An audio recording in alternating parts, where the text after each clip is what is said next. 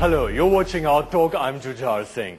In the last 1 year, we've had the best musicians, dancers, artists and photographers on Our Talk. We've seen some wonderful and amazing art from them. But what is the real purpose of these arts? What is the connection between the arts and spirituality? We have a very special Art Talk today. The founder of the Art of Living, Sri Ravi Shankar, joins us in his ashram in Bangalore. Guruji, first of all, pronouns to you and a very warm welcome to Our Talk. Namaste. I remember very fondly, we met a few years ago when I did an interview with you. We walked on the banks of the river Ganga. And we went on the boat too. We went on the boat as well. Let me begin by asking you that, these days, the arts, music and dance, they're just seen as mere entertainment. But what do they do for the mind and the soul? Art itself means appreciating what is. Appreciating life, appreciating all that expression of life is what art is. So it has a very close connection with the mind and the soul of an individual. If there is no soul, there is no art. It will be dead. Guruji, the origin of our music and dance is in the Vedas. But how did it begin? Was Vedic chanting the first music, as it were? Yeah, they observed the nature. They found the sa, re, ga, ma, pa, da, ni, sa, the 7 notes. And each animal had one of these notes. Like ni from elephant, like pa from koel. Like this, every bird, animal in the nature, singing to some rhythm, singing to some tune. And that's how the art is universal. Music is universal and it is part of creation. Vedic chanting is an art in itself, isn't it? Yeah. See, Vedic chants, of course, are very ancient. There is one particular Veda, Samveda, dedicated to music. And the whole art of music, the whole science of music, or you can call Gandharva Veda, is a branch of Samveda. And all the ragas are, there are 7 in Carnatic music, there are 72 main ragas of raga raginis, what you call in Hindustani also. So it's really amazing how dance music is seen as divinity, part of divinity. You were mentioning just now there's the Gandharva Veda, which has the theory and practice of music and dance. There's also the Natya Shastra. But let me just ask you, what is then the real purpose, if all of these are in the Vedas, what's really the real purpose of music and dance? It's not just entertainment. Entertainment is a temporary pass of time. But the real purpose of art and music is to elevate the spirit, give you a deep experience of what reality is. I usually say, movement stretched is dance, mind stretched is meditation, sound stretched is music. You can just say sa, that is just a sound. Sa,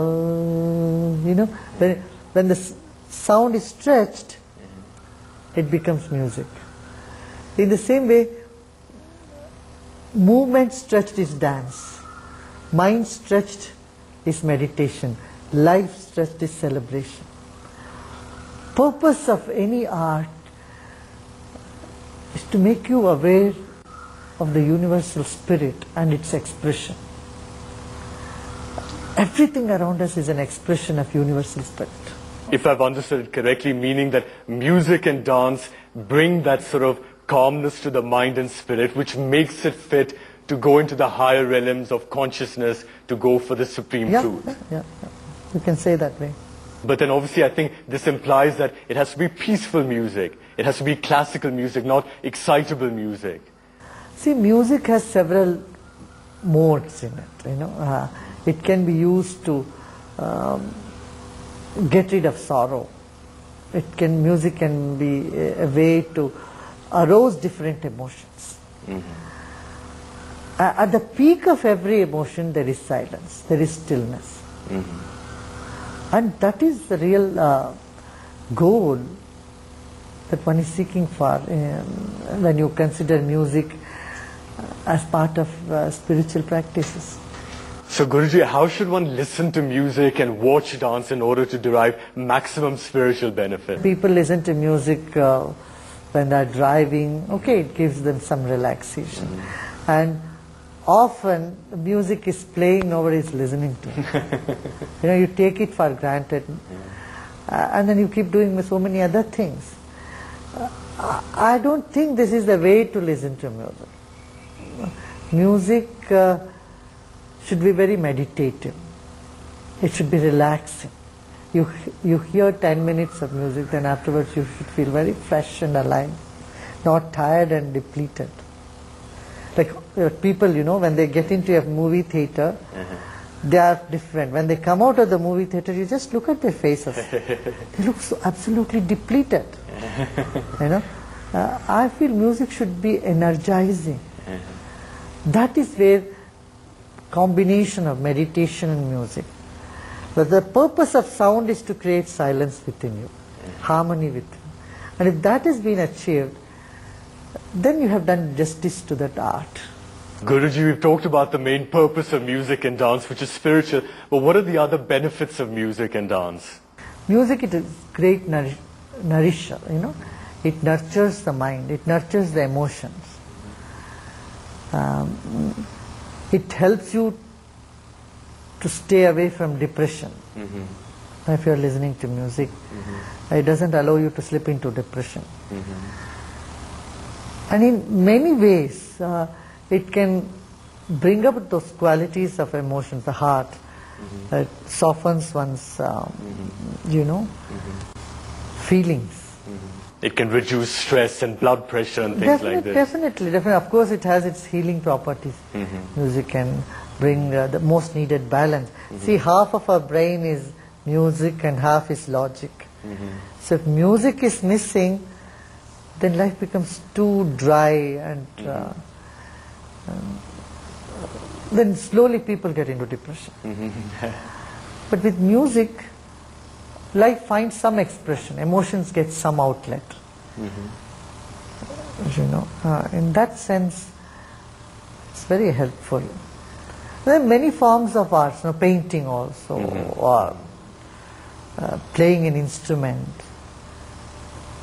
dance, and even arranging flowers, flower arrangements, the ikebana. And some form of art should be part of everybody's life. We've also heard that if a pregnant woman hears music, then her baby is more likely to be sort of calmer, more intelligent, more musical. Research has been done on this also now. Doctors have confirmed how it soothes the whole nervous system. Music calms down the nervous system. Why pregnant women, even cows, we have seen those experiments in our own Goshala here. We play music to the cows, some bhajans, and the yield has become 20% more. Cows yield more milk. And trees also, plants love music.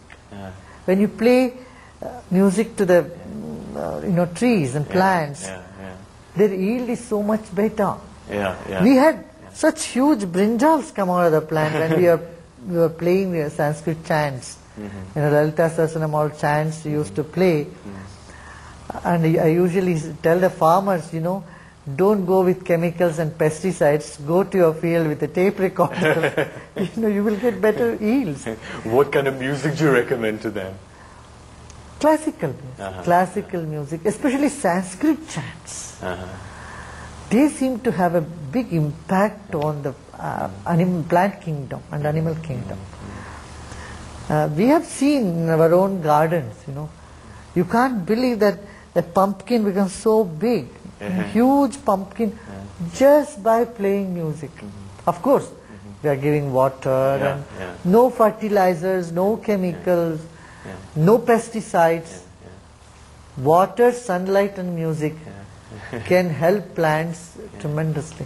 Guruji, I've also read somewhere that you've talked about how different musical instruments affect the chakras in the body. How does this work? It does work. Like playing the drums, it affects the base chakra. It's so amazing. Our ancient people knew this. So the temple in the South India, the big, huge, big temples had so many doors, 7 doors, 9 doors. And they used to place this instrument in each of those doors. And you go to innermost, the sanctum sanctorium, they have the bell and the conch, the innermost. So conch and bell really has an impact on the Sahasrara. And the Agya Chakra. And flute music, it has impact on the throat. And string instruments between heart and navel chakras. So different instruments are correlating themselves with different chakras. To different chakras. But what kind of impact, what kind of influence do they have on the chakras? No, what exactly happens? See, mind is all the time chattering. Chattering mind is a disharmonious mind. When a harmonious sound takes over, the chattering mind silences itself. And that's why during Aarti in the temples, what they do, they play all the drums, the conch, the bell and the singing, everything together. For few moments, the mind is free from all those cobwebs of thoughts and becomes so serene and centered. And that peace one gets in those few moments, that intuitive high one gets in those few moments, help them to carry on the rest of the day. There's of course this famous story about Tansen as well, that he used to sing Rag Deepak and the diyas used to light up and his body used to become warmer, and then his daughter apparently had to sing Rag Malhar, which is to do with the rain, to calm and cool down his body. I mean, can music actually work those kind of miracles? Apparently there are stories, there must be some truth to it. Here in South India, you would see that people used to play certain tunes, certain music, certain rags to tame the animals. There are certain ragas that they play in order to capture the snakes, tame horses, tame elephants. There must be some truth to it. Though we have lost the whole... See, today, that whole Gandharva Veda is not available with us. It's, the whole scripture is not available. We get only parts of it here and there, here and there. We have lost a lot of this ancient wisdom, unfortunately. Guruji, let's take a break right now. When we come back, we're going to be asking Guruji about what is the sound of the universe. We're also going to talk a little bit further about symbolism behind, for example, Goddess Saraswati's Veena, also Lord Krishna's flute. We'll be right back on our talk.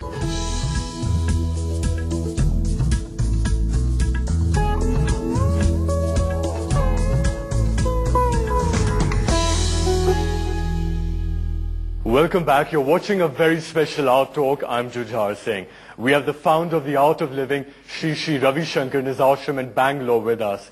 Guruji, I believe you play the Veena very well. It's a hobby for me. I've heard that you played during the Navratras over here in Bangalore.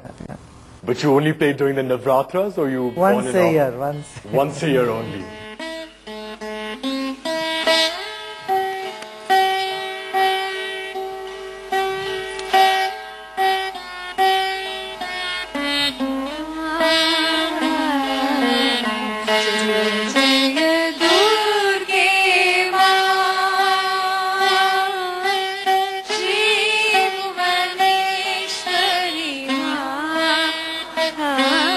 How and when did you start doing it and learning it? From my childhood, my mother was a very good Veena player. So I used to hear, just by hearing I got most of it, yes. The Veena is one of the oldest instruments of India. Lord Brahma's consort, Goddess Saraswati, plays the Veena.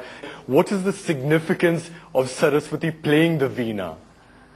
See, Veena is like our human body, and there are 24 reeds into it. Like we have 24 vertebrae, the reed ki haddi mein. So Veena has those 24, and the 4 strings, main 4 strings and 3 strings for tala. So 7 altogether. We have sapta dhatu, the 7 dhatus form our body. So Veena is correlated with our body.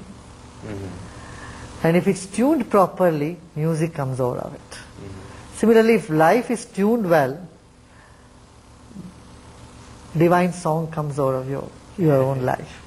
What is the sound of the universe? Because we hear there's a sound in the universe, outer space, there's a certain resonance over there. What is Correct. that? This is also called the one hand clapping. The primordial sound. That is Om. Om. Aum. You know, it was very interesting when I heard a scientist in Boston telling me,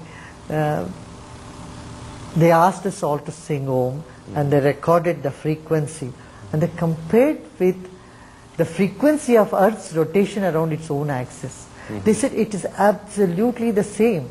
That means the Earth is also singing Om because the Earth's rotation around its own axis is producing so many cycles.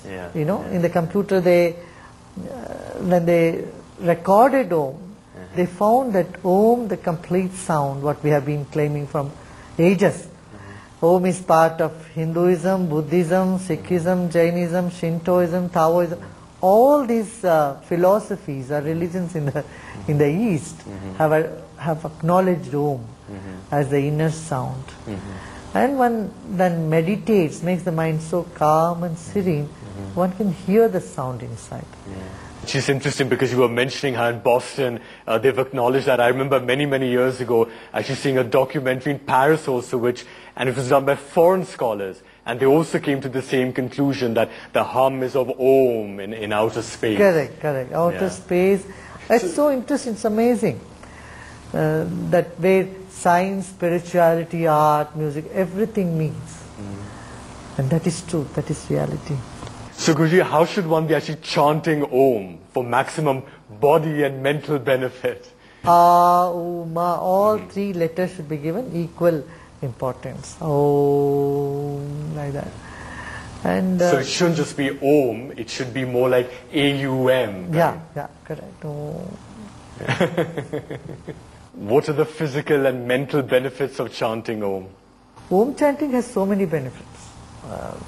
First and foremost, it calms down the mind, and the prana level goes up. And third is pranayama. Sort of pranayama happens if you sit quietly, take a deep breath and chant Om. But everything should be done with a proper guidance, and with not that you sit and go on chanting Om the whole day. That's also no good. But why is that? See, whether music or chanting or rational thinking, there should be a balance. If someone goes on listening to music all the time, the logical aspect of mind goes to the background. See, they are unable to count later on, you know, they can't do a simple calculation. So they have been singing all the time. Yeah. So we need to bring the balance in the mind between the right brain and the left brain. No one brain should be over-dominant. Well, you know, Guruji, in the last few minutes you brought out this very deep connection between music, dance and the arts and spirituality. It sort of makes it obvious why spiritual organizations like the Art of Living lay so much emphasis on the arts and on music. Yes, and I also believe in a lot of people sitting together and singing. Usually artists, they do their own thing, but chorus is not so much a language of this country, at least in the past. I wanted 1,000 sitarists to come together and play together. You've actually done that? Yeah. When I first moted the idea, all the sitar maestros, they said, it's impossible. They said, not possible. But I said, no, we want to do it. You know. So in Bangalore, first time when we got 3,600 musicians, all of them on one stage, and play a few classical songs, it was a Hercules task. Jise kehte hain Bhagirath Prayatna. Because nobody was willing, because the styles are different, the schools are different. But then when that happened, then the idea came, we should do with sitar also. And in Delhi, when we started this, we got 1,200 sitars, musicians come together. It was a feast. And recently, in this last January, we had nearly 6,000 artists in Chennai, Carnatic musicians, coming together and singing. Again, that was a spectacular event.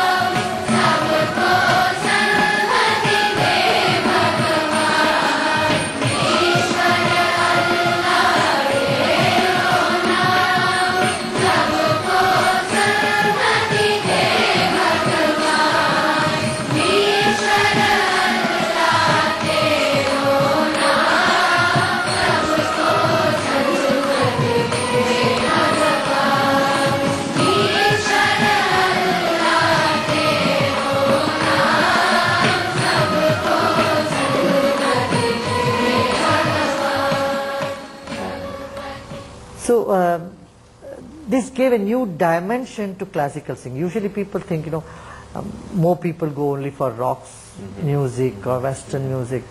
Classical music, 100, 200 or 2,000 maximum attendance will be there, not in hundreds and thousands.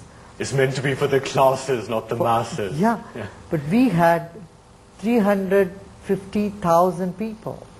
I mean, 3 lakh people, 3.5 lakh people attended our program in Chennai. So I think we need to promote classical music more and give it its due place in society. So so youngsters take interest in it. This can be music of masses as well, and not just a rock music. Finally, Guruji, who are your favorite artists? The nature. The divinity. Divine has designed the whole thing and is playing music every day. Well, that was a super reply, Guruji. Thank you very much for joining us on our talk. It's been a pleasure. More importantly, it's been a privilege. Thank you.